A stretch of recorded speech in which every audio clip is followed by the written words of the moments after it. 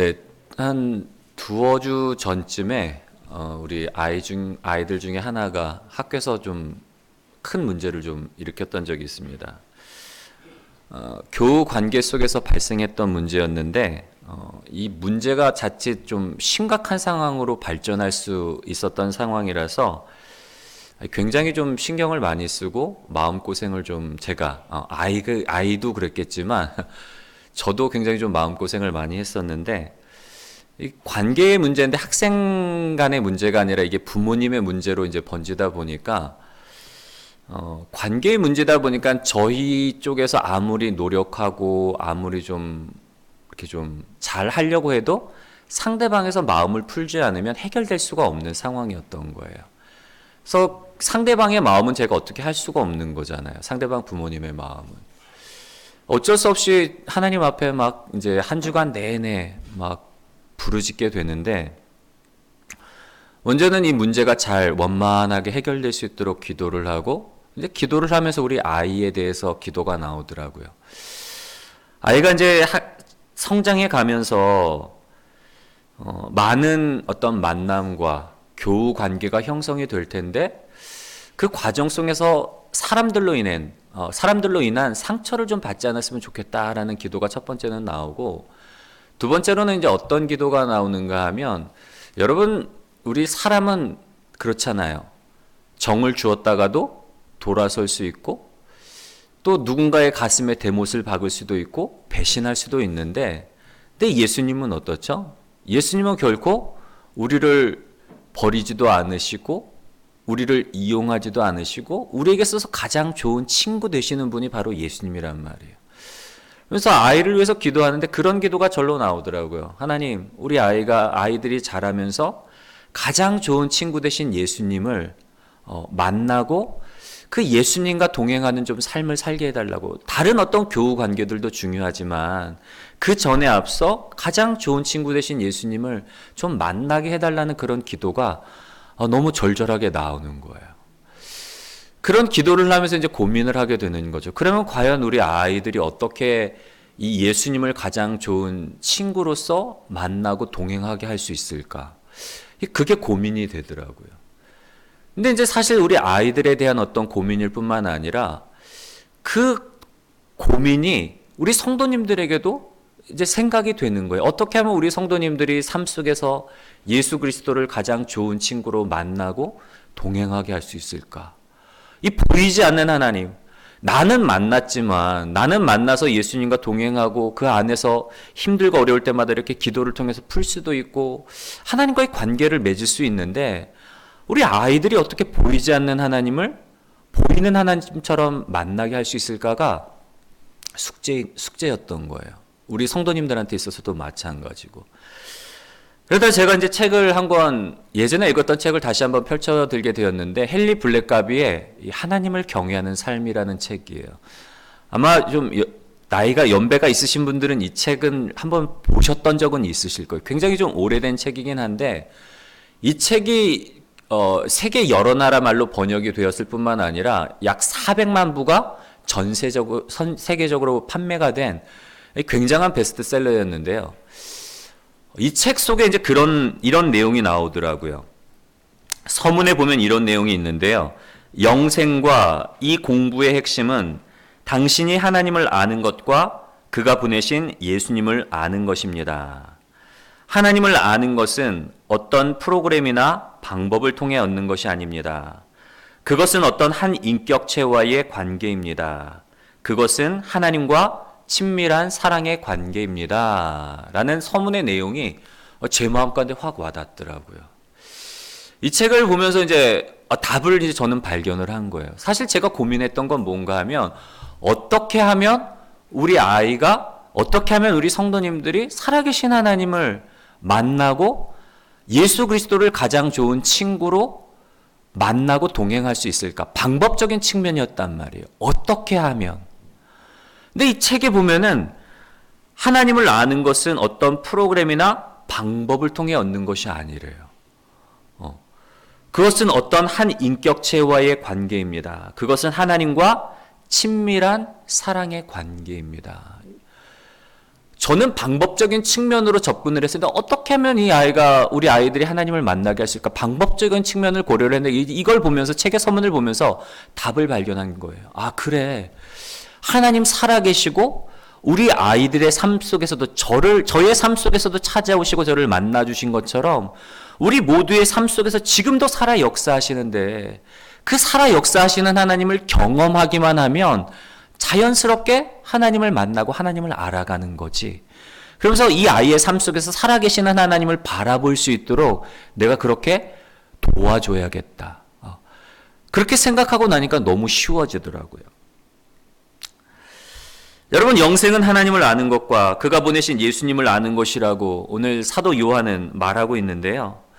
이때의 아는 것, 영생은 하나님, 유일하신 참 하나님을 아는 것과 그가 보내신 예수님을 아는 것이다 라고 그렇게 말할 때에 여기서의 알문 어떤 알문인가 하면 경험을 통한 알민 거예요. 경험. 삶 속에서 하나님을 만나는, 살아 역사하시는 그 하나님을 생생하게, 나의 삶 속에서 살아 역사하시는 그 하나님을 생생하게 경험함으로 인해서 하나님이 이런 분이구나. 하나님이 정말 살아계신 하나님이구나. 하나님이 우리의 기도에 응답하시는구나. 하나님이 자기를 의지하는 자에게 구원을 베풀어 주시는 하나님이구나. 그렇게 알아가는 경험이라는 거예요. 여러분, 오늘은 말씀을 통해서 우리가 어떻게 우리의 삶 속에서 하나님을 경험하며 살아갈 수 있는지에 대해서 말씀을 나누려고 하는데요. 어떻게 보면 가장 기본적인 거예요. 신앙에 있어서 가장 기본적인 부분들. 그런데 우리가 다시금 신앙의 기본기를 점검하며 다시금 하나님과의 아름다운 동행을 이어가는 복된 계기가 되시기를 주님의 이름으로 간절히 소원합니다. 우리가 첫 번째로 한번 읽어볼까요? 시작. 하나님을 경험하는 삶은 분명한 시작점이 있다. 하나님을 경험하는 일에는 분명한 시작점이 있어요, 여러분. 창세기 5장을 보면 에녹이라는 인물에 대해서 이야기가 아주 짧게 기록되어 있는데 우리 창세기 5장 21절부터 24절의 말씀을 함께 읽겠습니다. 시작. 에녹은 65세에 무드셀라를 낳았고 무드셀라를 낳은 후 300년을 하나님과 동행하며 자녀들을 낳았으며 그는 365세를 살았더라. 에녹이 하나님과 동행하더니 하나님이 그를 데려가심으로 세상에 있지 아니하였더라. 아멘. 성경 전체를 통해서 에녹이라는 사람에 대한 이야기는 창세기와 그리고 다른 곳에 한 곳에 기록이 되어 있어요. 신약에. 근데 이 에녹에 대해서 굉장히 짧은 기록이지만 우리가 에녹하면 떠오르는 게 뭐죠? 죽음을 보지 않고 하늘로 올려간 사람. 그래서 보통 우리가 언제 에녹을 언급하는가 하면 삶이 너무 고달프고 힘들 때, 살아가다 보면 삶의 소망을 잃고 그냥 빨리 하늘나라 갔으면 좋겠다 할 때 사실 에녹을 떠올려요. 그리스도인으로서 극단적인 선택은 할 수는 없고 하나님 차라리 내 생명을 빨리 거둬가 주세요. 에녹처럼 죽음 보지 않고 하나님 그냥 편에 곁에 서게 해달라고 그럴 때 에녹을 우리가 언급을 한단 말이에요. 근데 사실 에녹은 오늘 에녹에 대한 이야기가 굉장히 짧은 그렇게 기록이 되어 있는데 여러분 우리가 신앙생활을 정의할 때 여러 가지로 정의를 내릴 수가 있어요. 저희 어릴 때만 해도 이제 그 서점에서 책을 사면 책갈피를 꽂아줬단 말이에요. 근데 그 책갈피에 보면은 Love is 해가지고 그림 그려져 있고 막 그런 책갈피 아마 저희 세대는 아마 한 번쯤은 기억하실 거예요. Love is 해가지고 뭐 그림 그려져 있고 뭐다 이렇게 이제 그런 게 이제 정의란 말이에요. 사랑은 뭐다 이런 걸 정의라 그러는데 신앙생활도 우리가 여러 가지로 정의를 내릴 수가 있어요.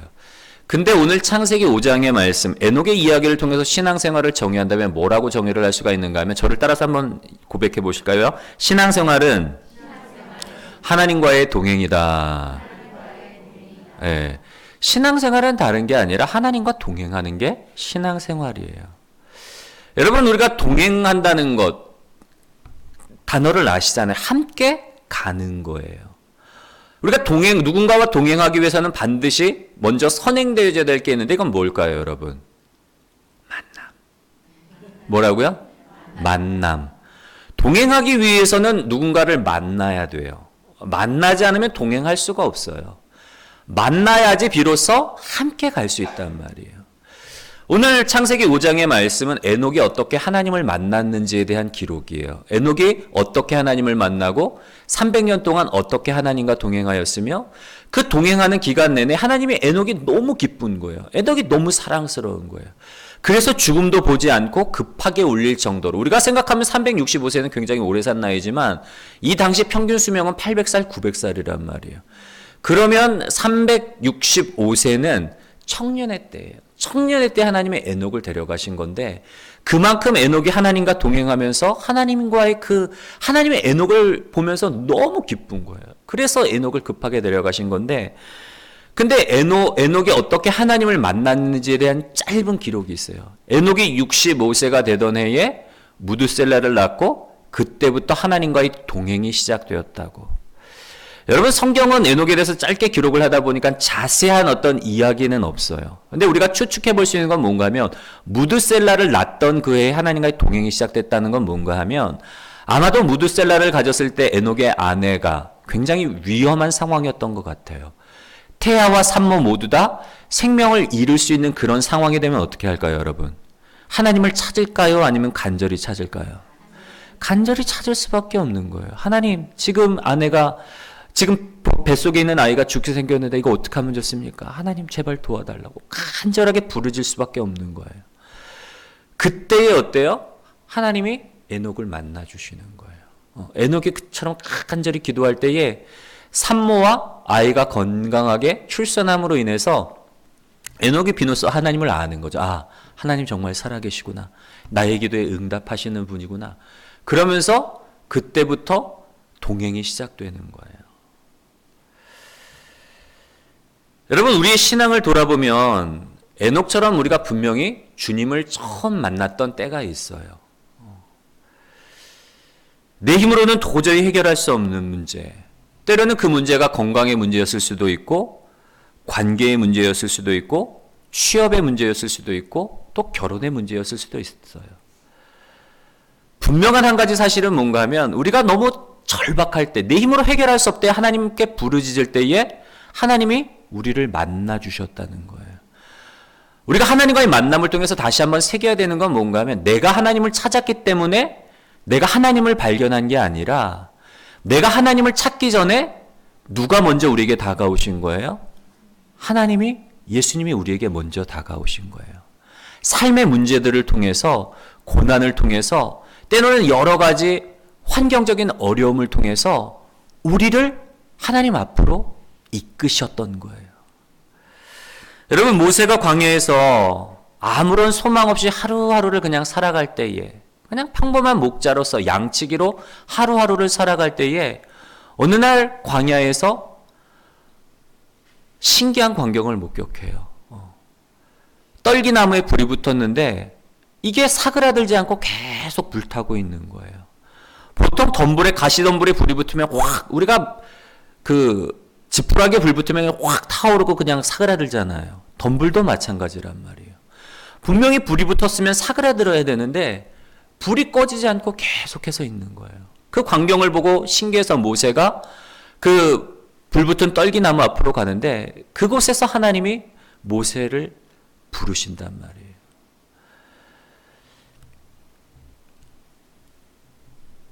여러분, 하나님께서는 모세를 부르셨던 것처럼 때로 우리의 인생의 문제를 통해서 우리를 하나님 앞으로 이끄시는 하나님이라는 사실을 우리가 다시 한번 기억하셨으면 좋겠고요. 하나님이 우리와 교제하기를 얼마나 갈망하고 얼마나 우리와의 교제의 진심인지를 알 수 있는 사건은 다른 게 아니라 바로 예수 그리스도의 십자가 사건인 거예요. 하나님의 아들 독생자 예수 그리스도를 우리 대신에 십자가에서 우리의 죄를 대신 지시고 죽으시고 부활하심으로 말미암아 믿는 자에게 구원을 주시고 믿는 자에게 하나님의 자녀 삼아 주시는 그 십자가 사건, 독생자를 십자가에 내어주신 그 아버지의 그 사랑을 보면 하나님이 얼마나 우리와 교제하시기를 열망하시는지, 우리와 교제에 얼마나 진심인지를 우리가 알 수가 있는데요.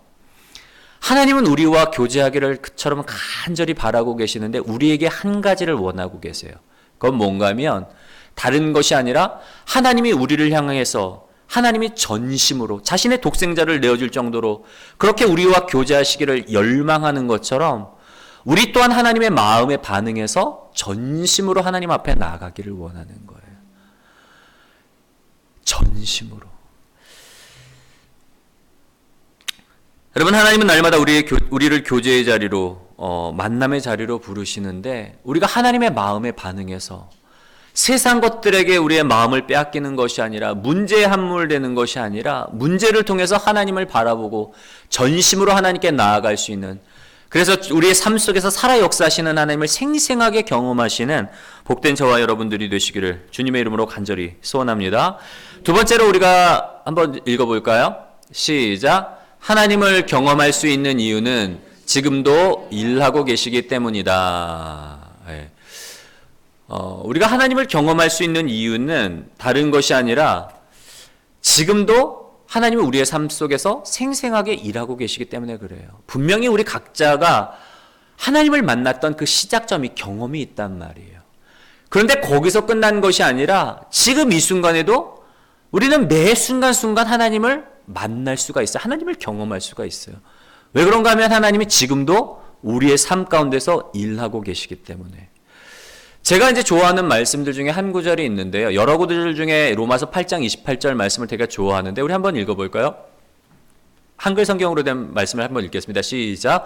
우리가 알거니와 사랑하는 자 곧 그의 뜻대로 부르심을 입은 자들에게는 모든 것이 합력하여 선을 이루느니라. 아멘. 여러분, 우리말 성경 로마서 8장 28절에 보면은 초점이 어디에 맞춰져 있는가 하면 우리한테 맞춰져 있어요. 우리가 알거니와 하나님을 사랑하는 자 곧 그 뜻대로 부르심을 입은 자들에게는 모든 것이 합력하여 선을 이루느니라. 제가 힘들고 어려울 때마다 문제가 생길 때마다 이 말씀을 굉장히 많이 암송을 했단 말이에요.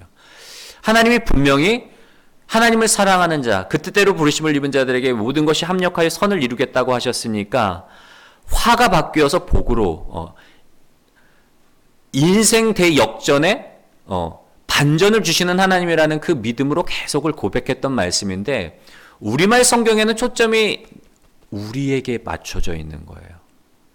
우리가 받을 복.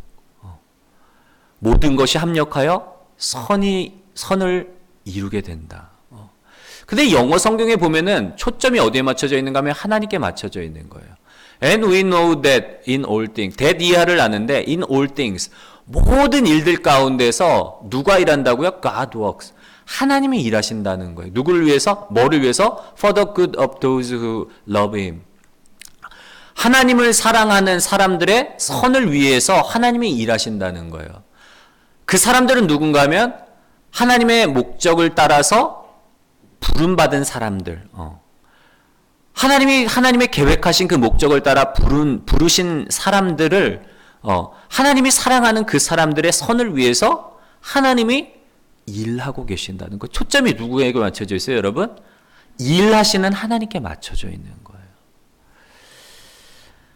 여러분, 우리가 예수님의 성육신을 통해서 발견할 수 있는 진리는 뭔가 하면 예수님의 성육신은 뭐죠? 하나님이신 그분이 우리와 같은 육체를 입고 우리가 살고 있는 이 세상 속에 오신 거예요.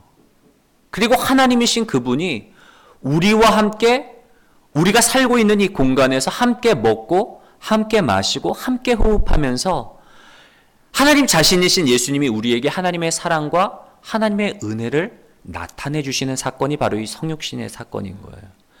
우리가 예수님의 성육신을 통해서 살펴볼 수 있는 진리 중에 한 가지는 뭔가 하면 하나님은 어떤 하나님이신가 하면 우리의 삶 속에 들어와 역사하시는 하나님이라는 거예요. 저 멀리 동떨어져서 그냥 무심하게 바라보시는 하나님이 아니라 육신을 입고 우리의 삶의 현장 가운데 오셔서 우리와 함께 부대끼고 우리와 함께 살아가며 우리를 직접 만져주시는, 우리를 안아주시고 우리를 위로해 주시고 우리와 함께 호흡하셨던 그 하나님이 지금도 마찬가지로 우리의 삶 가운데 들어오셔서 적극적으로 우리를 만나주신다는 사실이에요, 여러분. 여러분, 성경을 보면 하나님이 사람들이 하나님을 경험적으로 알도록 하나님 자신이 적극적으로 자신을 사람들에게 계시해 주세요. 각자의 삶 속에서 살아 역사하시는 하나님을 만난 사람들은 그 삶 속에서 만난 하나님을 고백을 해요. 하나님의 이름을 부르며 우리가 잘 알고 있는 여호와 이레의 하나님. 하나님이 아브라함에게 야 아브라함아 너 독자 이삭을 번제물로 바치라. 아버지로서는 도저히 순종할 수 없는 그 명령에 아브라함이 독자 이삭을 데리고 하나님이 지시하신 그 산으로 간단 말이에요. 그리고는 아들이 아버지 장작도 있는데 번제할 장작은 있는데 번제할 짐승은 어디 있습니까? 물어보죠. 얼마나 여러분 아브라함의 마음이 찢어지겠어요. 근데 아브라함이 뭐라고 고백을 하는가 하면 하나님이 친히 준비해 주실 것이다. 하나님은 지금 너를 번제물로 바치라고 말씀을 하시지만 아브라함이 뭐라고 고백을 해요? 하나님이 친히 그 번제물을 준비해 주실 거야 하고 믿음으로 고백을 한단 말이에요. 그리고 실제로 아브라함이 아들 이삭을 바치려고 할 때에 하나님이 급히 말리시죠. 아브라함아 아이의 몸에 칼을 대지 마라 손대지 마라. 내가 이제 하나님을 경외하는 줄 알았노라. 하나님이 아브라함의 믿음을 인정하시고 그리고 아브라함을 위해서 번제할 양을 준비를 해놓으세요. 거기서 만난 하나님을 아브라함은 뭐라고 고백을 하는가 하면 여호와 이레의 하나님. 우리에 앞서 우리의 삶을 준비하시는 하나님이라고 고백을 해요. 여러분 성경에 보면 하나님의 이름이 굉장히 많이 나와요. 여호와 이레의 하나님, 치료하시는 하나님 여호와 라파의 하나님, 평강을 주시는 여호와 샬롬의 하나님, 승리케 하시는 여호와 니시의 하나님. 여러분 이 하나님의 이름이 많다는 건 뭐예요? 각자 삶의 자리 가운데서 여러 가지 문제들 가운데서 부르짖을 때에 그 만난 하나님. 내가 질병으로 인해서 건강의 문제로 인해서 하나님께 부르짖었더니 하나님께서 나의 생명을 연장시켜 주시고 내 질병을 고쳐주셨더라. 여호와 라파의 하나님 할렐루야. 내가 어려움 가운데 있을 때에 여러 가지 문제로 인해서 마음이 번민하고 죽게 되었을 때에 하나님이 문제를 해결해 주셔서 나한테 평강을 주셨다. 여호와 샬롬의 하나님. 영적 전투를 치열한 영적인 싸움을 치룰 때에 나를 승리하신 예수 그리스도를 따라가면서 승리케 하신 예수 그리스도 그 하나님 여호와 니시 하나님. 여러분 각자 삶의 자리 가운데서 문제를 통해서 만난 하나님을 고백한단 말이에요. 고백한다는 건 뭔가 하면 하나님이 자기를 보여주신 거예요. 아까도 말씀을 드렸지만 우리가 간절히 하나님을 찾아서 만난 것이 아니라 하나님이 먼저 다가오셔서 자기를 보여주셨기 때문에 우리가 하나님을 알고 하나님을 경험할 수 있었던 거예요. 여러분 하나님은 우리의 삶 속에서 적극적으로 들어오셔서 우리를 만나주시고 우리와 교제 맺기를 원하시는 하나님인데 첫 번째로 하나님이 우리에게 전심으로 다가가기를 요구하신 것처럼 우리를 만난 그 순간에 전심으로 하나님을 찾기를 원하셨던 것처럼 두 번째로 우리의 삶 가운데 일하시는 하나님이 우리에게 요구하시는 바는 뭔가 하면 믿음의 눈으로 주님을 바라보기 원하는 거예요. 지금도 살아 역사하시는 그 하나님, 매 순간순간마다 살아 역사하시는 그 하나님을 우리가 믿음의 눈으로 바라보기를 원하는 거예요. 믿음이 없이는 하나님을 기쁘시게 하지 못하나니 하나님께 나아가는 자는 저가 살아계신 것과 자기를 찾는 자들에게 상 주시는 이심을 믿어야 할지니라. 내가 너의 삶 가운데 지금도 살아 역사한다. 내가 너를 사랑한다. 내가 너의 길을 주관하고 인도한다. 그 하나님, 일하시는 하나님을 믿음의 눈으로 바라보고 고백하기를 원하신다는 거예요, 여러분. 가끔씩 우리 아이들이 기특한 소리를 해요. 엄마, 아빠 기쁘라고. 무슨 이야기를 하는가 하면 엄마, 아빠, 나는 이 다음에 하나님을 전하는 사람이 될래요. 사람들한테 하나님을 전하는 사람이 되겠다고 이빠른 소리를 할 때가 있어요. 뭐 목사 부부다 보니까 그 일이 뭐 다른 어떤 것보다도 기쁘죠. 아빠한테 차 사줄게, 아빠한테 집 사줄게 보다도 하나님을 전하면서 한다는 게 너무 기쁜 거예요. 근데 문제는 뭔가 하면 거기까지예요, 여러분. 말만 그렇게 해요. 그것도 가끔씩. 학교 갔다 오면 얘는 갔다 오자마자 친구들 이야기를 하는 거야.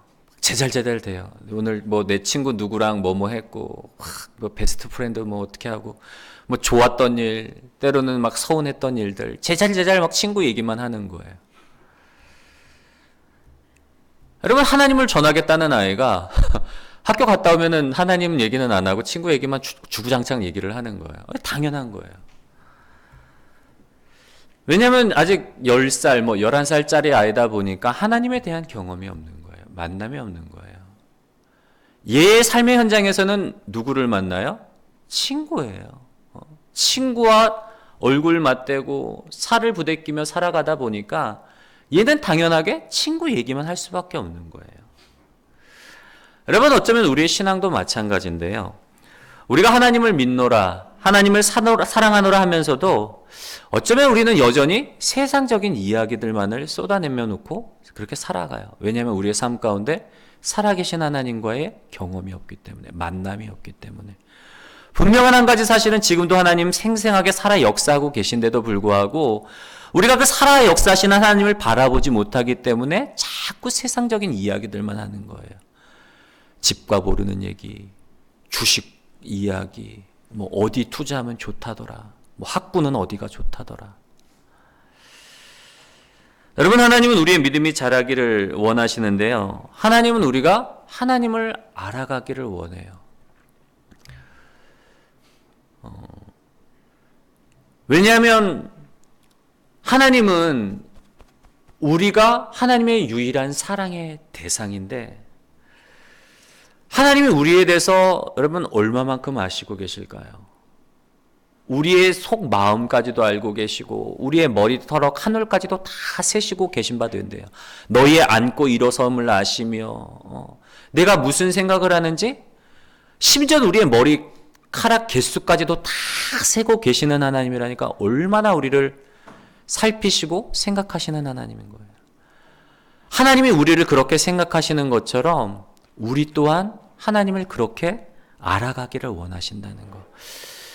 다윗은 찬송시 중에 이렇게 고백을 합니다. 너희는 여호와의 선하심을 맛보아알지어다. 그에게 피하는 자는 복이 있도다. 시편 34편 8절에 기록되어 있는데요. 여러분, 우리가 삶 속에서 살아 역사하시는 하나님을 우리가 알기 위해서, 경험하기 위해서는 제일 좋은 방법이 뭔가 하면 우리 예배 전에 뭐 했죠? 뭘로 예배를 열었죠? 찬양, 그리고 기도. 무슨 기도? 감사 기도. 네. 저희가 사실 올해 이제 시도를 하려고 했다가 잘 제가 확인을 못했던 부분인데 153 운동이었어요. 하루 한 가지 말씀 암송하고 5가지 감사 제목, 그리고 3가지 기도 제목. 그러니까 노트에 적자고 했는데 아마 지금까지 하시는 분들이 계신가요? 없으시죠? 네. 하루에 한 가지씩 한 말씀을 암송을 하고 5가지 감사의 기도의 제목을 찾고 3가지 기도 제목을 적는 거예요. 일기처럼. 감사의 제목을 5가지 찾으면 유익은 뭔가 하면 우리 아내가 요즘 아이들에게 학교 가기 좀 싫어하더라고요. 요즘 아이들이. 그러다 보니까 이제 자꾸 숙제를 내줘요. 학교에 가서 요 학교 전학 와서 좋은 점 3가지 찾아서 이렇게 적어오기. 친구들과의 관계 속에서 감사한 일들 5가지 찾아서 발견하기. 숙제를 내주는 이유는 뭔가 하면 아이들이 감사 스티커 이렇게 자기들이 만들어 왔어요. 아빠, 엄마, 감사 스티커 다 채우면 내가 원하는 선물 사주세요. 하고 감사 스티커를 자기들이 만들어 왔더라고요. 칭찬 스티커. 그래서 이제 아내가 숙제를 내줘서 숙제를 잘해오면 거기다 이제 스티커를 하나씩 붙여주는데, 그래서 이제 아이들에게 감사의 제목을 찾게 했는데, 여러분, 우리가 삶 속에서 감사의 제목을 찾는다는 건 뭐예요? 하나님이 내 삶 속에서 오늘 이렇게 일해 주셨구나. 하나님이 나와 이렇게 동행해 주셨구나. 감사의 제목을 찾음으로 인해서 하나님의 살아계심을 바라보게 되는 거예요. 여러분, 감사를 통해서 여러분의 믿음의 시력이 회복되어 주시기를 주님의 이름으로 간절히 소원합니다. 하나님 지금도 생생하게 살아 계세요. 우리가 믿음의 눈으로 바라보기를 원하시고, 하나님이 우리를 아는 것처럼, 내가 너희의 이름을 알 뿐만 아니라 너희의 모든 것들을 다 아는 것처럼 하나님도 우리가 하나님을 알기를 원하신다는 거. 하나님을 알아가고 하나님을 경험하며 살아가시는 복된 저와 여러분들이 되시기를 주님의 이름으로 간절히 소원합니다. 마지막 3번째로 한번 읽어볼까요? 시작. 하나님은 하나님 경험을 통해 우리에게 삶의 조정을 요구하신다. 이제 목회자로서 고민이 있어요. 그 고민은 뭔가 하면 어떻게 하면 우리 성도님들이 바른 신앙생활을 할 수 있을까가 늘 고민인 거예요. 어떻게 하면 예수님을 닮은 제자가 되고 부르심의 상을 향해서 달려가게 내가 좀 도와줄 수 있을까? 그게 고민인 거예요. 왜냐하면 우리가 살아가다 보면 자꾸 우리는 방향을 잃어버릴 때가 있잖아요. 그러니까 지켜보는 입장에서 굉장히 안타까워요. 지금 하나님께 집중하고 하나님께 더 나아가고 하나님과 교제해야 되는데 자꾸 마음이 콩밭에 갈 때가 있어요. 아니 저도 그렇고요. 목회자인데 저도 정신 차리지 않으면 정신줄 놓을 때가 있단 말이에요. 목회보다는 자꾸 뭐 다른 일들에 관심을 가질 때가 있는 거예요. 근데 이제 목회자로서 어떻게 하면 우리 성도님들이 좀 바른 신앙생활을 하실까, 주님 기뻐하는 그 믿음의 길로 걸어갈 수 있을까 고민을 하다가 어느 한순간 하나님이 이제 깨닫게 하셨던 내용이 있는데 뭔가 하면 왜 우리 사람들의 신앙이 좀처럼 성장하지 않는 걸까? 그걸 가지고 고민할 때 깨닫게 하신 게 있어요. 우리가 이제 하나님과의 신앙생활이 뭐라고 정의를 아까 내린다 그랬죠? 많은 정의 중에 한 가지 뭐라 그랬죠? 하나님과의 뭐? 만남 다음에 동행. 동행의 선행 조건이 만남이고 동행인데 근데 문제는 뭔가 하면 우리가 신앙생활을 하나님과의 만남은 있어요. 근데 동행을 통해서 사실은 목적은 뭔가 하면 동행을 통해서 우리가 하나님을 알아가고 예수님을 닮아가고 하나님 안에 거하는 거란 말이에요. 하나님과의 연합이 동행의 목적인 거예요.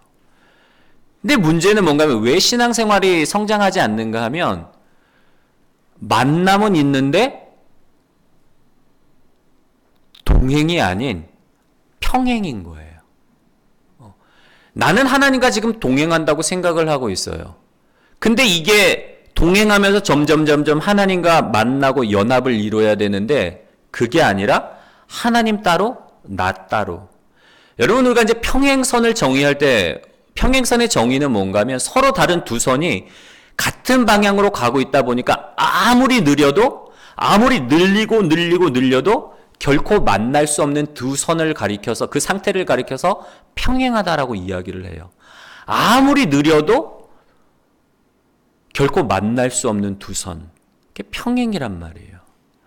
왜 우리의 신앙이 성장하지 않는 걸까? 나는 하나님과의 만남이 있고 하나님과 동행한다고 생각을 하지만 실상 문제는 뭐예요? 하나님 따로 나 따로인 거예요.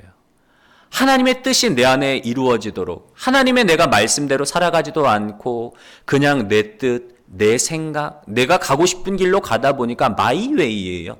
하나님의 길이 아니고 하나님 길은 여기 있는데 나는 내 길을 가다 보니까 만날 수가 없는 거예요. 근데 문제는 뭐예요?